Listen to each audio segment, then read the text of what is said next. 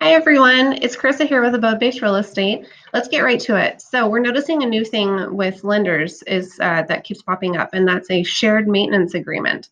Lenders are now requiring that if your home has any kind of shared property like a well, an easement, or a shared driveway, that you have a shared maintenance agreement with all of those that you share it with.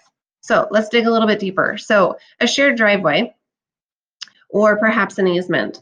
There needs to be an agreement in place between you and whomever is using this. Same thing with the shared well. Oftentimes people share a well with 2 or 3 other homes. This isn't uncommon. But what we are finding is that some people don't have an agreement in place, and that needs to be rectified. So the easiest way for you to do that is you and whomever you share it with need to consult a lawyer and decide who's responsible for it, who's going to maintain and upkeep the shared driveway, let's say in the wintertime, who's responsible for shoveling all the snow off of it, who's responsible if the driveway should get a crack in it, things like that.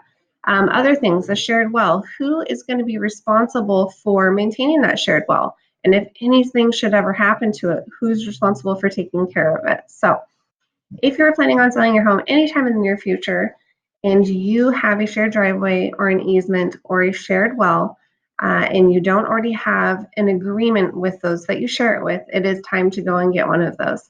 If you have any questions or concerns about these shared agreements, please feel free to reach out to us at any point in time. We're here to help. Take care and have a great day.